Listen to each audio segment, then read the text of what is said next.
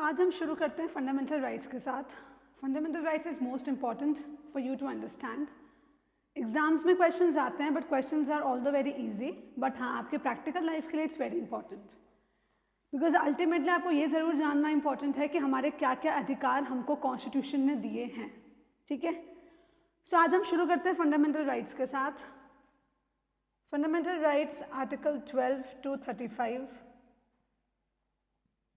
Part 3 of the Constitution.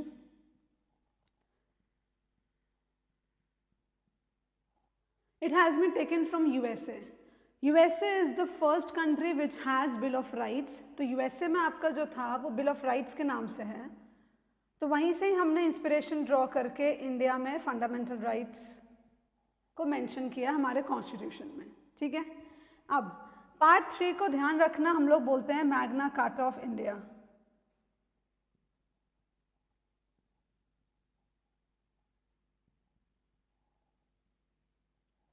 Part 3 को हम लोग क्या बोलते हैं? Magna Carta of India. Now coming to what is article 12। अब एक चीज ध्यान रखना, टोटल कितने फंडामेंटल राइट्स हैं वो भी डायरेक्टली क्वेश्चन आपके में आता है। ठीक है, इनिशियली हमारे कॉन्स्टिट्यूशन में देयर वर 7 फंडामेंटल राइट्स। कौन कौन से देख लेते हैं। First is right to equality,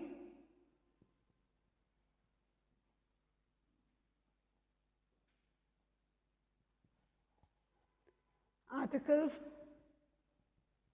14 to 18,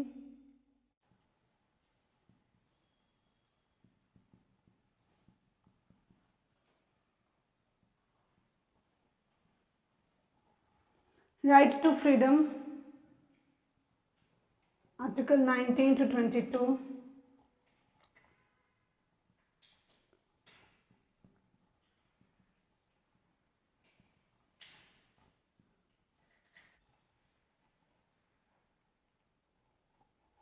so right against exploitation,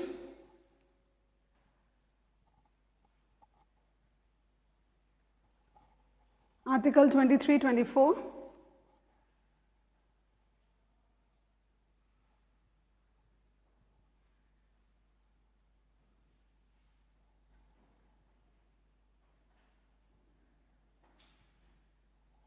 right to freedom of religion, Article 25 to 28,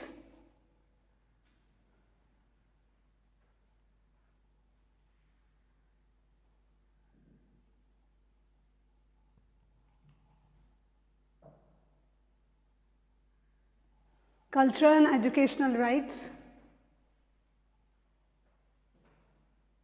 Article 29, 30,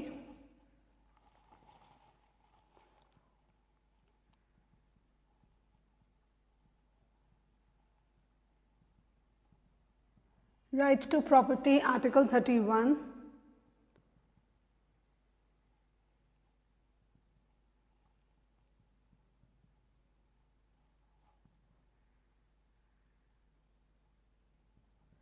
right to constitutional remedy, Article 32.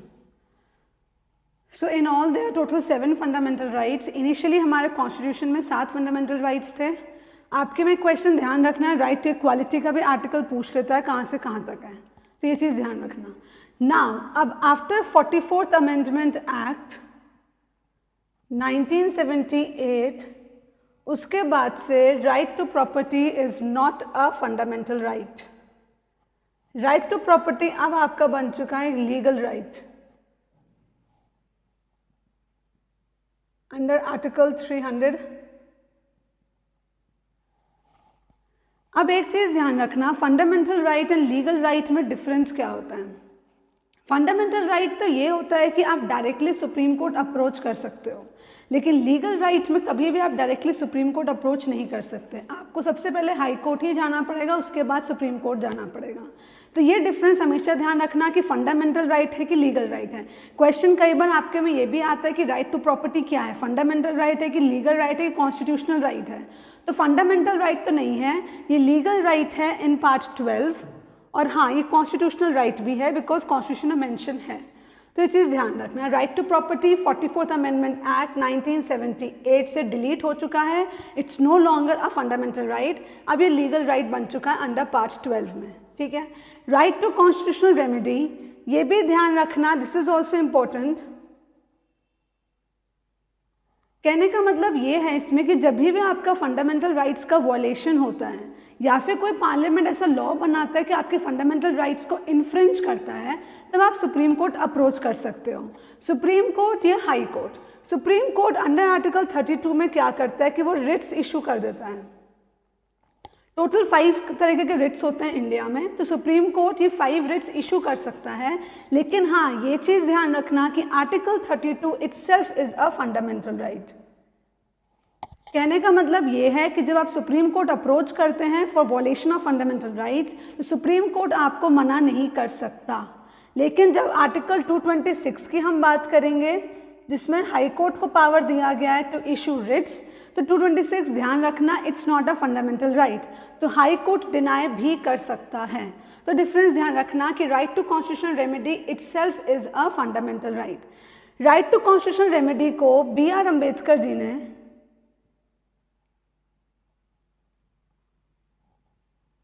इसको ये कहा है कि it is a very soul of the constitution.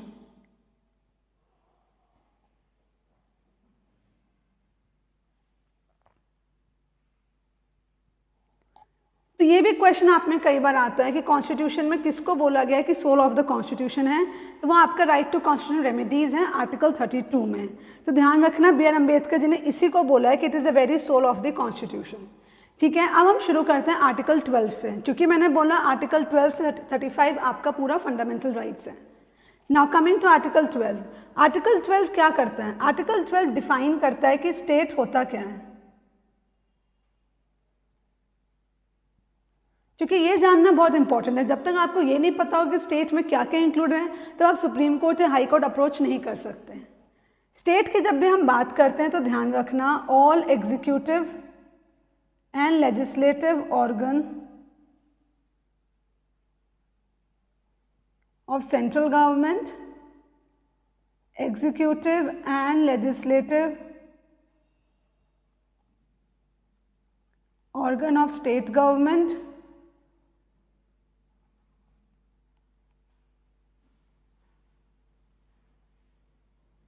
और local bodies यानी कि आपके panchayat, municipalities, जो भी लोकल बॉडीज़ होते हैं वो सारे इसमें इंक्लूड होंगे, and all statutory and non statutory bodies.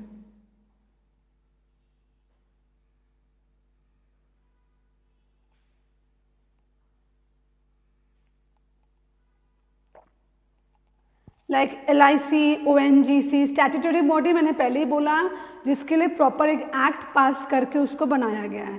तो आर्टिकल 12 में ये चारों आते हैं, ध्यान रखना। Executive and legislative organ of the central government, executive legislative organ of the state government, all local bodies and statutory and non statutory body. अब देखते हैं आर्टिकल 13 में। आर्टिकल 13 क्या बोलता है?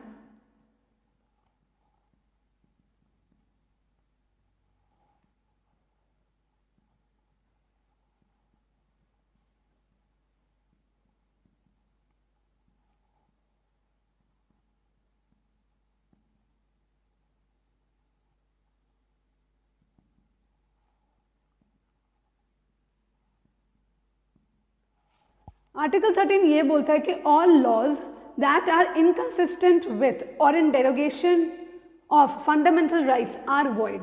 कहने का मतलब है कि कोई भी अगर पार्लियामेंट लॉ बनाता है, अगर वो लॉ फंडामेंटल राइट्स को वॉयलेट करता है या फंडामेंटल राइट्स को इन्फ्रिंज करता है, तो वो सारे के सारे लॉज आपके क्या होंगे? वॉइड होंगे।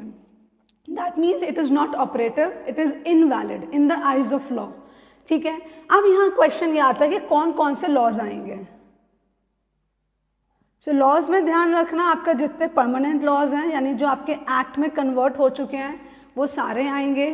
सेकेंड ध्यान रखना टेम्परेरी, यानी जो भी आपका ऑर्डिनेंस वगैरह होता है वो सारे इसमें आएंगे। एंड थर्ड ध्यान रखना कोई भी बाय लॉज है, कोई रूल्स, रेगुलेशंस या नोटिसेस, वो सारे इसी में ही आएंगे लॉज में, ठीक है।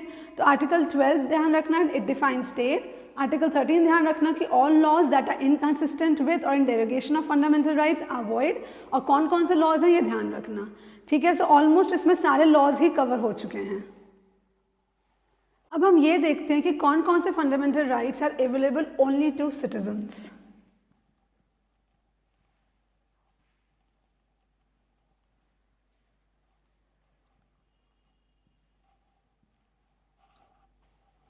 ये ध्यान रखना है, क्वेश्चन नॉर्मली आ जाता है कि सिटीजन्स को कौन कौन से अवेलेबल हैं, क्योंकि कोई फंडामेंटल राइट्स फॉरेनर्स को भी हैं, सिटीजन्स को भी हैं। तो मेनली हम सिटीजन्स वाले कवर कर लेते हैं, बाकी जितने रिमेनिंग बचेंगे वो दोनों को अवेलेबल होगा, सिटीजन्स को भी और फॉरेनर्स को भी।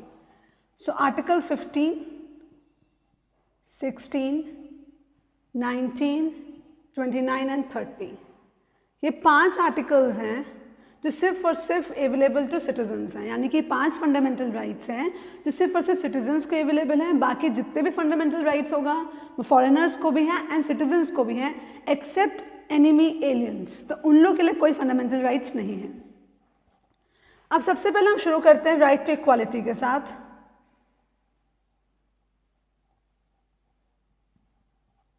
That is article 14 to 18। Article 14 क्या बोलता है? आर्टिकल 14 में 2 टर्म है, 2 टर्म को ध्यान रखना।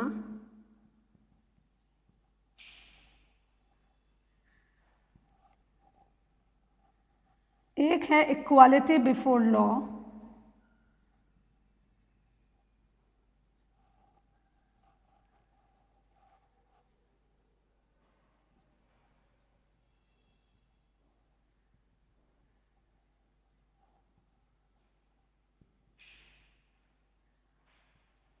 और एक है equal protection of the laws. ना जब भी इक्वालिटी बिफोर लॉ की हम लोग बात करते हैं तो ये हमने डिराइव किया है यूके से, and equal protection of the laws ये हमने डिराइव किया है यूएसए से। सबसे पहले इक्वालिटी बिफोर लॉज में क्या आता है कि absence of special privilege in favour of any person, मतलब किसी भी पर्सन को स्पेशल प्रिविलेज नहीं देता, बिकॉज अल्टीमेटली लॉ क्या कहता है कि हमारे लिए हर कोई इक्वल है। तभी आप देखो करीबन लॉ के आपकी आंखों में पट्टी बंदी होती है, क्यों? क्योंकि वो सबको इक्वल मानता है, सबको एक समान मानता है। नाउ सेकेंड,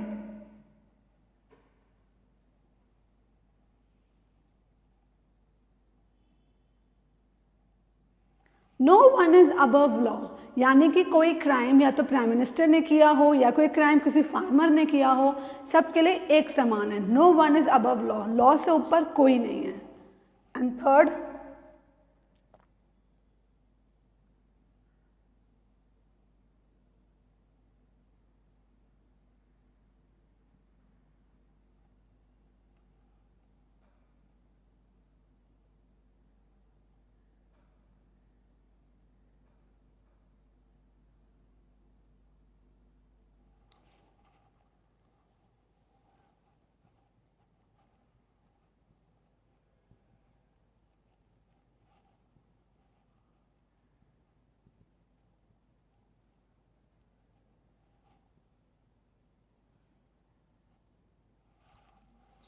थर्ड क्या बोल रहे हैं? Equal subjection of all people to the ordinary law of the land administered by ordinary law courts. ठीक है, तो 3 प्रॉपर्टी होती है इक्वालिटी बिफोर लॉ की जो हमने यूके से डिराइव किया है। First is the absence of special privileges in favour of any person, second is no one is above law, and third is equal subjection of all people to the ordinary law of the land administered by ordinary law courts. अब एक चीज़ और ध्यान रखना, equality before law ये एक element है किसका? Rule of law का। हमारे इंडिया में भी ध्यान रखना, कॉमनली आपने सुना होगा हम लोग क्या बोलते हैं? Rule of law. मतलब क्या है कि यहाँ पर लॉ का अधिकार चलता है, लॉ के बिना आप कुछ नहीं कर सकते, तो यानी कि रूल ऑफ लॉ। अब ये रूल ऑफ लॉ का जो कंसेप्ट है वो कहाँ से आया है? रूल ऑफ लॉ का कंसेप्ट आपका आया है A.V. Dicey. A.V. Dicey is the propounder of rule of law.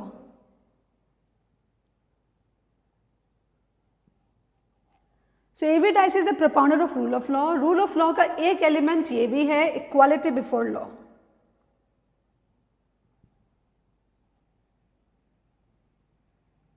तो आपके में जो क्वेश्चन आएंगे वो ध्यान रखना। पहले इक्वालिटी बिफोर लॉ कहाँ से लिया है वो, रूल ऑफ लॉ के प्रोपाउंडर कौन है, AV Dicey, and rule of law का एक एलिमेंट है इक्वालिटी बिफोर लॉ।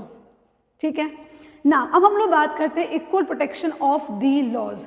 ये हमने डिराइव किया यूएसए से। इसका मतलब क्या है वो देख लेते हैं।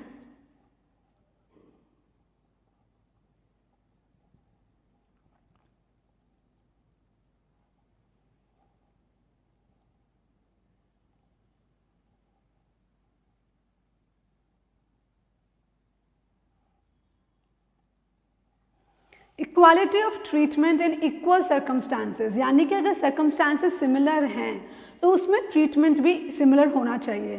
ट्रीटमेंट इन द सेंस यानी कोई भी प्रिविलेजेस हो वो भी सिमिलर होना चाहिए, या कोई भी डिस्क्रिमिनेशन है तो वो भी सिमिलर होना चाहिए। तो ये आपका यूएसए से है कि जब भी सर्कमस्टांसेस इक्वल होंगे तो हमेशा ट्रीटमेंट भी इक्वल होगा, यानी जो भी प्रिविलेजेस आप दोगे सबको दोगे, डिस्क्रिमिनेशन करना है सबके साथ करोगे, या फिर कोई लाइबिलिटीज़ अगर इम्पोज करनी है तो सबके लिए करोगे। तो ये है यूएसए का। हमारे आर्टिकल 14 में दोनों इंक्लूड हैं, ध्यान रखना, इक्वालिटी बिफोर लॉ भी है and equal protection of the laws भी है। अब एक चीज़ ध्यान रखना, कोई भी फंडामेंटल राइट्स जो हमारे कॉन्स्टिट्यूशन में हैं दे आर नॉट एब्सोल्यूट।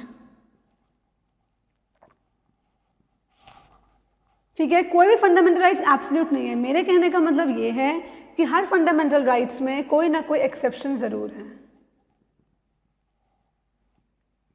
एक्सेप्शन देने का कारण क्या है, because of general public interest में एक्सेप्शंस देना जरूरी होता है। ठीक है, अब आर्टिकल 14 का भी हम देखते हैं। ऑल तो हमें राइट इक्वालिटी की बात करें कि all are equal, but still constitution में कुछ एक्सेप्शंस की बात करे गए हैं। एक्सेप्शन अंडर आर्टिकल 361 में क्या बोलता है, इम्यूनिटीज टू प्रेसिडेंट और गवर्नर।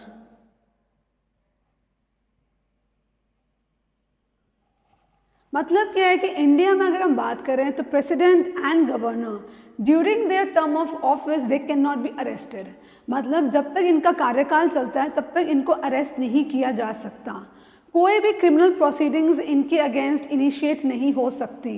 सिविल प्रोसीडिंग्स इनिशिएट हो सकता है but only after giving 2 months notice.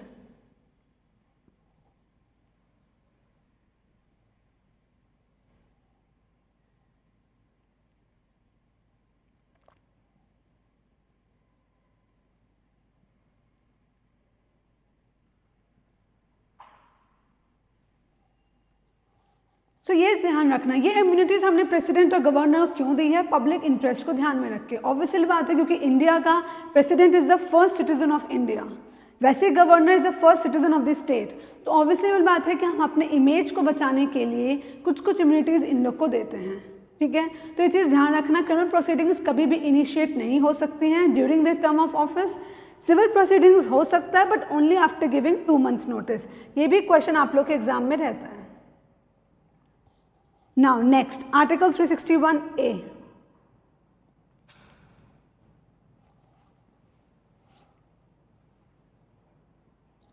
361A क्या बोलता है, कोई भी अगर प्रेस रिपोर्टर किसी भी प्रोसीडिंग्स ऑफ द पार्लियामेंट का या स्टेट लेजिस्लेचर का अगर ट्रू रिपोर्ट पब्लिश करता है then he can not be arrested.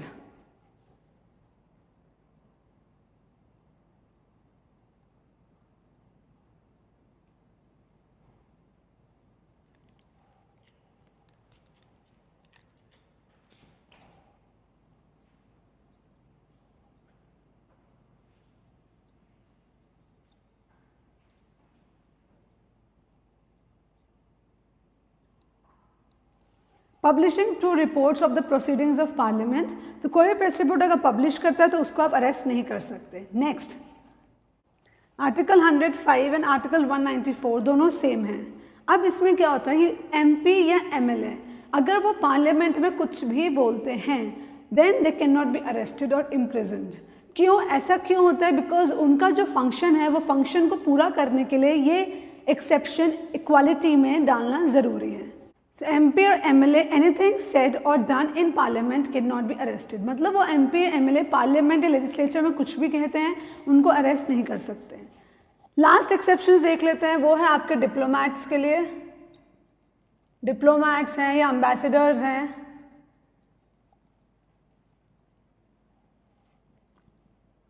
या फिर यूनाइटेड नेशंस के एजेंट्स हैं, तो उन सब के लिए भी आप एक्सेप्शन है to equality, that means they can not be arrested.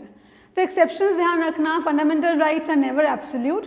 Exceptions mainly article ध्यान रखना 361, 361A एंड 105 एंड 194, ठीक है। ये सारे एक्सेप्शंस हैं राइट टू इक्वालिटी के, आर्टिकल 14 के।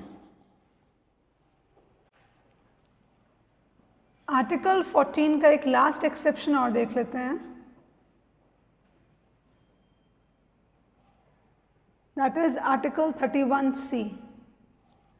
31C क्या बोलता है कि जब भी आपको directive principles of state policy DPSP, जब भी आपको इसका 39B एंड C को इम्प्लीमेंट करना हो और अगर वो आर्टिकल 14 को वॉयलेट करता हो या इन्फ्रिंज करता हो, तब भी ध्यान रखना DPSP ही सुप्रीम रहेगा, DPSP ही प्रिवेल करेगा। In spite of violating article 14, DPSP will prevail. तो ये चीज़ ध्यान रखना। 31C is also an exception of article 14। अब हम लोग शुरू करते हैं आर्टिकल 15।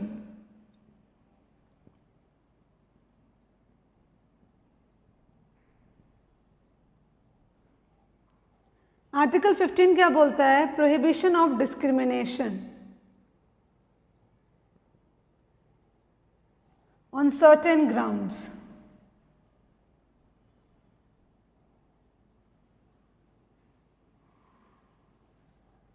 आर्टिकल 14 जो हमने देखा राइट इक्वालिटी, वो एक जनरल रूल है, वो एक जनरल लॉ है, जनरल आर्टिकल है।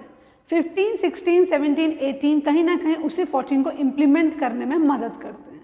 15 क्या बोलता है? Prohibition of discrimination on certain grounds. इस पर जो आपका क्वेश्चन आता है वो ध्यान रखना कि कौन कौन से ग्राउंड्स कॉन्स्टिट्यूशन में मेंशन किए गए हैं। वो है आपका religion, race, caste, sex and place of birth।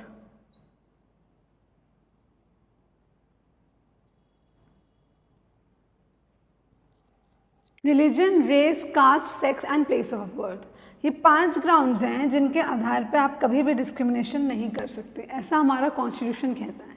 लेकिन कॉन्स्टिट्यूशन में कुछ और भी प्रोविजंस मेंशन हैं। सो वुमेन एंड चिल्ड्रन, अब कॉन्स्टिट्यूशन में क्या कहा गया है? ऑल्दो तो हम लोग ने ये वाली बात बोला कि सेक्स के बेसिस पे डिस्क्रिमिनेशन नहीं कर सकते, लेकिन कॉन्स्टिट्यूशन में ये वाली बात बोला गया कि विमेन एंड चिल्ड्रन के वेलफेयर के लिए स्टेट डिस्क्रिमिनेट कर सकता है। ऐसा क्यों है? बिकॉज आप लोग जानते हैं कि सोसाइटी में विमेन हमेशा हमारी बैकवर्ड रही है, राइट। अब उनको आगे फॉरवर्ड लाने के लिए तो उनके लिए स्पेशल लॉ बनाना अलाउड है।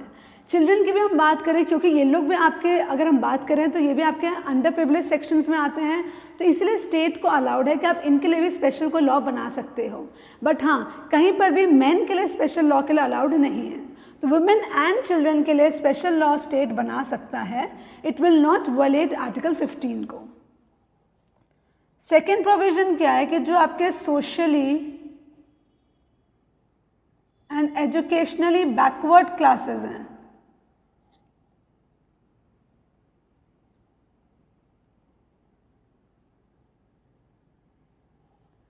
जो आपके socially and educationally backward classes हैं, इनके लिए भी स्टेट स्पेशल प्रोविजन बना सकता है।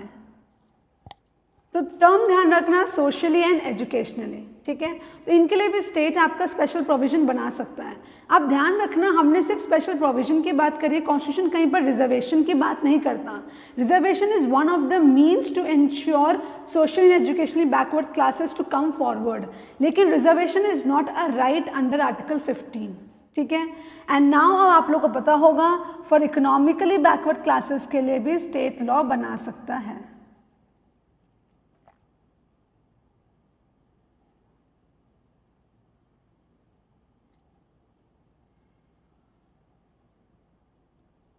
यानी कि EWS कैटेगरी के लिए भी आप स्टेट आपका स्पेशल लॉ बना सकता है, स्पेशल प्रोविजन कर सकता है। तो ये है आपका आर्टिकल 15। ध्यान रखना, मैंने पहले ही बोला fundamental rights are not absolute, तो ये सारा चीज़ें एक्सेप्शन में काम करता है। Now coming to article 16।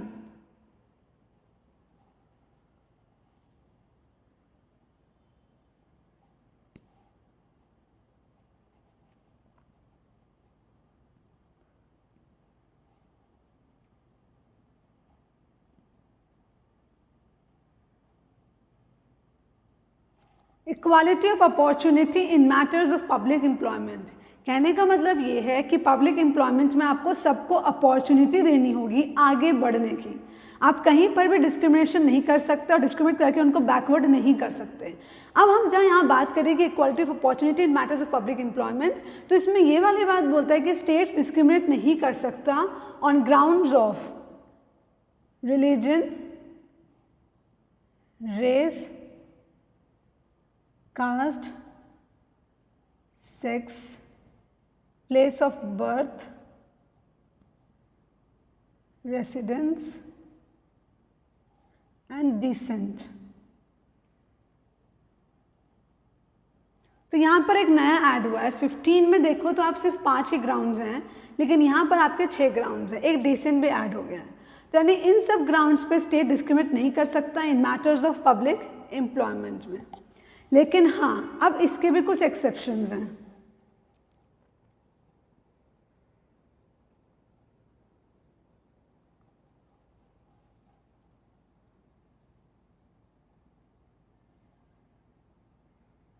इसके एक्सेप्शंस क्या है कि अगर पार्लियामेंट चाहे तो रेसिडेंस एक क्राइटेरिया बना सकता है किसी भी एम्प्लॉयमेंट में।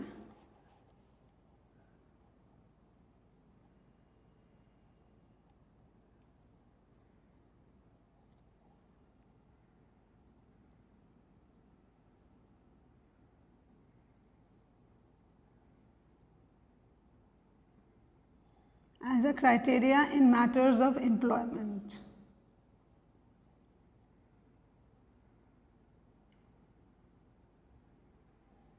अब ऐसा क्यों है? देखो, पहली बात ध्यान रखना, सिर्फ पार्लियामेंट को अथॉरिटी दिया गया है और इसका कारण सिर्फ इतना है कि जो भी आपके बैकवर्ड एरियाज़ हैं उनके डेवलपमेंट के लिए ज़रूरी है कि हाँ, लोकल जो पीपल हैं या लोकल जो आपके रेसिडेंट हैं उन्हीं को ही जॉब में जगह दी जाए, जिससे कि जब उन लोग को जॉब मिलेगा तो डेफिनेटली बात है कि वो एरिया जो बैकवर्ड है वो फॉरवर्ड होगा।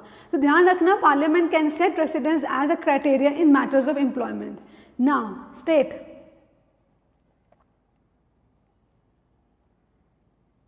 state can reserve post for backward classes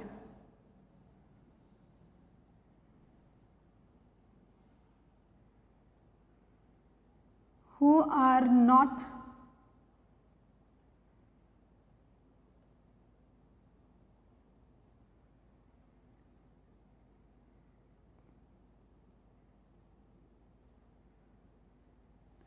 not adequately represented। तो state can reserve post for backward classes who are not adequately represented। तो यानी कि जो properly adequate in terms of proportion of population, यानी कि जो आपके proper represent नहीं हुए हैं आपके गवर्नमेंट जॉब्स में, तो उनके लिए स्टेट पोस्ट रिजर्व कर सकता है। अब यहाँ पर एक ध्यान रखना, एक मंडल कमीशन इंपॉर्टेंट है, बीपी मंडल के अंडर में 1979 में Mandal Commission was appointed by the central government under BP Mandal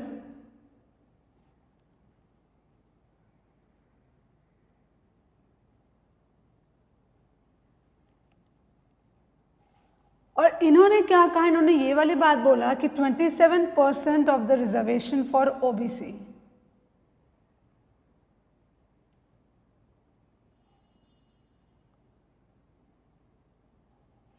इन्होंने ये वाली बात बोला कि एजुकेशनल इंस्टीट्यूशंस में या गवर्नमेंट जॉब्स में 27% should be reserved for OBC, यानी कि अदर बैकवर्ड क्लासेस के लिए। तो ये ध्यान रखना कि मंडल कमीशन से ही आया है।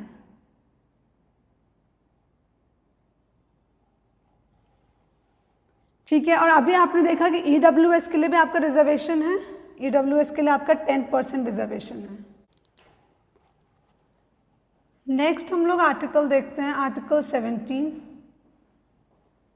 That is abolition of untouchability.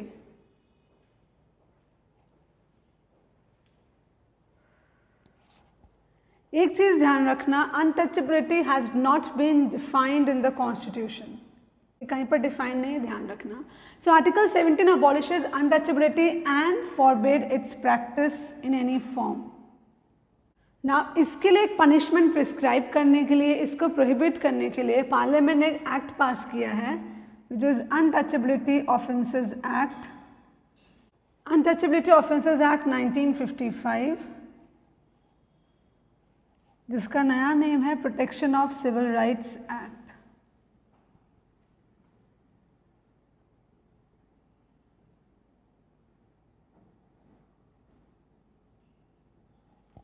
Protection of civil rights act 1955, ठीक है। तो इसमें ज़्यादा कुछ क्वेश्चन नहीं आएगा, आर्टिकल 17 बस पूछेगा। ना कमिंग टू आर्टिकल 18,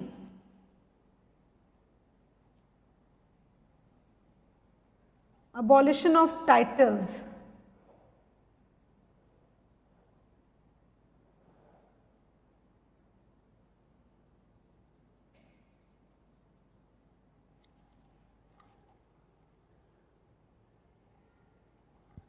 टाइटल्स, ध्यान रखना जो हमारे टाइटल से एक डिस्क्रिमिनेशन क्रिएट होता है, जैसे फॉर एग्जांपल हम लोग बोले राजा महाराजा, तो ये सब से क्या होता है कि एक आपका डिस्क्रिमिनेशन क्रिएट होता है। हमारे कॉन्स्टिट्यूशन, जब से हमारा कॉन्स्टिट्यूशन आया है तब से आर्टिकल 18 को ऐड किया गया, अबॉलिशन ऑफ टाइटल्स। इसका कहने का मतलब ये है कि प्रोहिबिट करता है स्टेट को from conferring any title, it prohibit state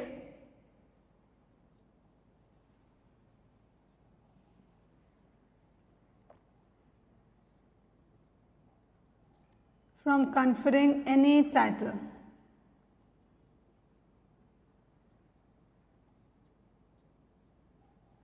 यानी कि स्टेट कभी भी टाइटल कोई भी कन्फर नहीं कर सकता।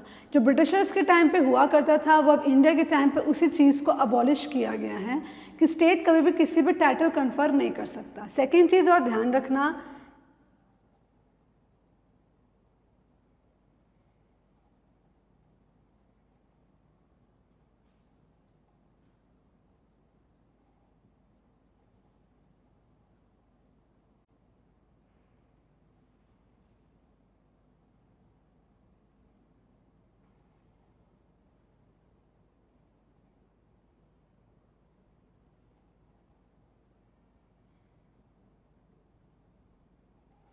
Citizen of India can not accept title from foreign country, ना ही हम टाइटल एक्सेप्ट कर सकते हैं फॉरेन कंट्री से।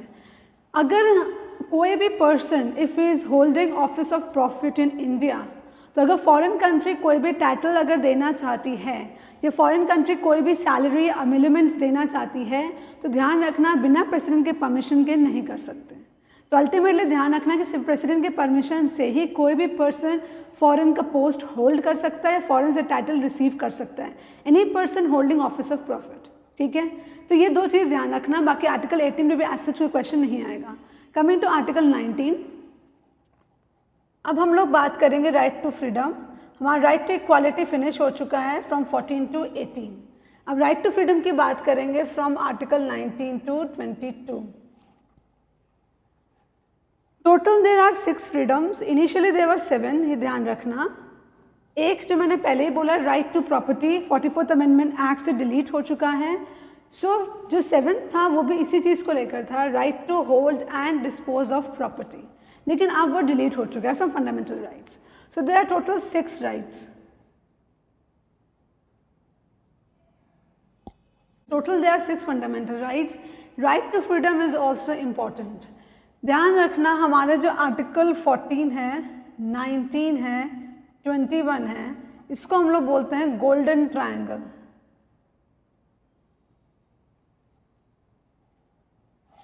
कहने का मतलब ये समझ में नहीं आ रहा कि कोई भी लॉ कौन से फंडामेंटल राइट्स को इन्फ्रिंज कर रहा है, तो आप कुछ नहीं आर्टिकल 14 में चले जाओ, 19 में, 21 में चले जाओ। So these 3 is the golden triangle of fundamental rights, ठीक है। अब राइट टू फ्रीडम में कौन कौन से आते हैं वो देखते हैं। Freedom to speech and expression, ध्यान रखना, टू प्रोपागेट वंस व्यूज, यानी कि उनको प्रेजेंट करना अपने व्यूज ईदर बाय राइटिंग और प्रिंटिंग और orally. Freedom to assemble peacefully and without arms, यानी असेंबली आपको अलाउड है, ध्यान रखना, but it should not be violent assembly, it should be without arms, it should be peacefully. Then third, freedom of movement. Fourth is freedom to reside and settle in any part of India. Fifth, freedom to form associations. Associations बनाने का मतलब ये है कि like you can form company, कोई partnership form भी आप बना सकते हो, you have a right to form association, ठीक है। Freedom to carry on business, trade, occupation. कोई भी आपको फ्रीडम है कोई बिजनेस कैरी करने के लिए, but it should not be illegal.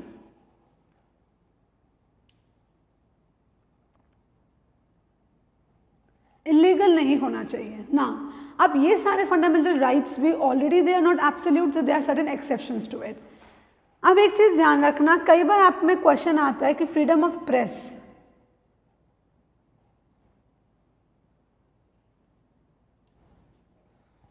अगर मैं बात करूं तो एक्सप्लिसिटली फ्रीडम ऑफ प्रेस कहीं पर भी फंडामेंटल राइट्स में मेंशन नहीं है, ठीक है, but still it exist in India. तो फ्रीडम ऑफ प्रेस किस में आता है? वो है आपका आर्टिकल 19(1) में। सो 19(1) में ध्यान रखना, freedom of press is implicit in article 19(1). Explicitly freedom of press कहीं पर भी हमारा मेंशन नहीं है। नेक्स्ट पॉइंट ध्यान रखना, इंडिया में कहीं पर भी आपको राइट टू स्ट्राइक या फिर लॉकआउट करने के लिए कोई राइट नहीं है, ठीक है। तो right to strike, right to lockout, ऐसा कोई भी राइट इंडिया ने नहीं दे रखा है। So now let's begin with article 19, उसी को प्रोसीड करते हैं आगे।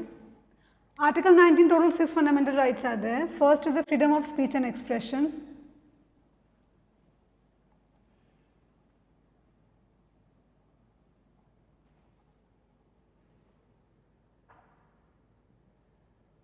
which includes freedom of press,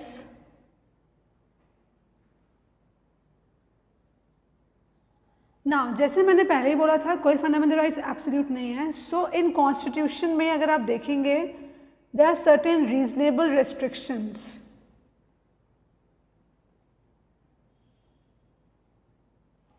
जिसके ग्राउंड पे स्टेट आपको फंडामेंटल राइट्स एक्सरसाइज करने के लिए रोक सकती है।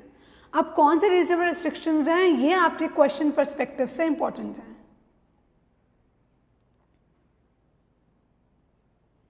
First is sovereignty and integrity.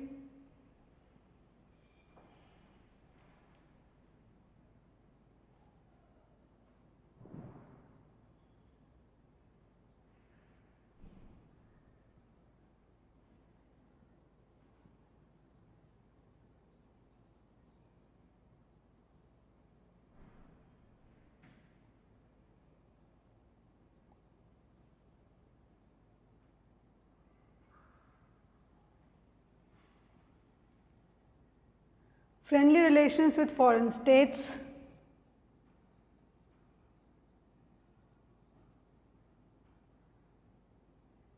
fourth is public order, decency and morality,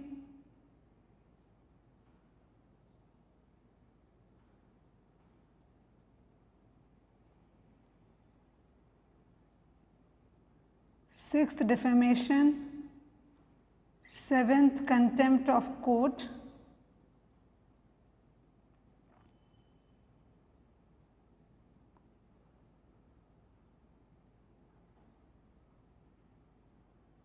and eighth is incitement to an offense. So all these are reasonable restrictions जो आपके fundamental freedom of speech and expression को, जिसके आधार पर state आपको exercise करने से रोक सकता है। आपके में यही क्वेश्चन आता है कि कौन कौन से ग्राउंड पे फंडामेंटल राइट्स आर्टिकल 19 को आप इन्फ्रिंज कर सकता है state. First is the sovereignty and integrity of India, second is the security of the state, third is the friendly relations with the foreign states, fourth is public order, fifth is decency or morality, sixth is defamation, seventh is contempt of court and eighth is incitement to an offence. ये ध्यान रखना, मैं सिर्फ article 19(1) का बता रही हूँ, जिसमें जो रीजनेबल रेस्ट्रिक्शंस लगेंगे वो ये सारे हैं। हर एक फंडामेंटल राइट्स में, यानी इसमें जितने भी फ्रीडम्स हैं आपके, सबका सेपरेट सेपरेट रेस्ट्रिक्शंस होगा, इसलिए वो चीज़ ध्यान रखना इंपॉर्टेंट है आपके लिए। सेकेंड, जैसे मैंने बोला, freedom to assemble peacefully,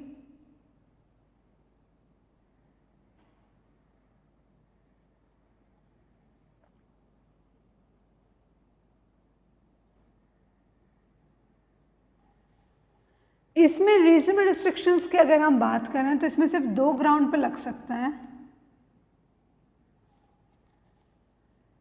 first is sovereignty and integrity,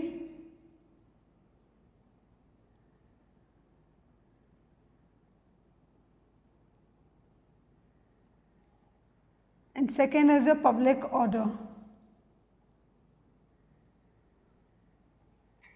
सिर्फ इन्हीं दो ग्राउंड्स पे आपका फ्रीडम टू असेंबल पीसफुली पे रीजनेबल रिस्ट्रिक्शंस लगाया जा सकता है।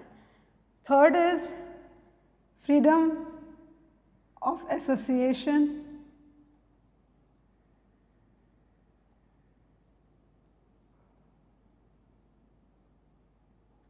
इसमें रीजनेबल रिस्ट्रिक्शंस 3 ग्राउंड पे लग सकते हैं, sovereignty and integrity of India, second is your public order and third is your morality. Obviously कोई भी एसोसिएशन है that should be moral, that should be legal, ठीक है। अब आप ये नहीं कह सकते कि हम प्रोस्टिट्यूट्स के एक एसोसिएशन है, नहीं, because it itself is illegal है। तो ध्यान रखना, एसोसिएशन हमेशा एक मॉरलिटी के ग्राउंड पे स्टेट आपको एक्सरसाइज करने से रोक सकती है। कमिंग टू फोर्थ जो आपका फ्रीडम टू रिसाइड है एंड फ्रीडम टू मूवमेंट है।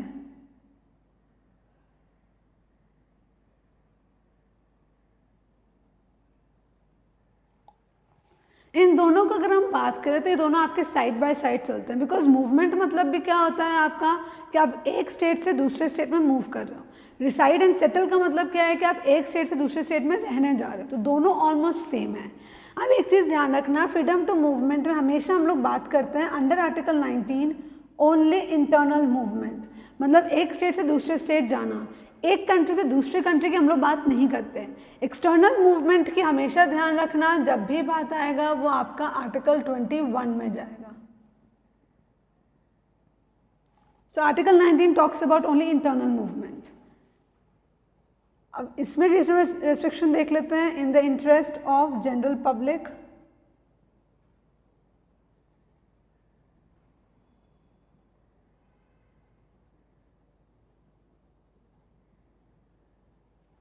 एक तो इस ग्राउंड पे एंड दूसरा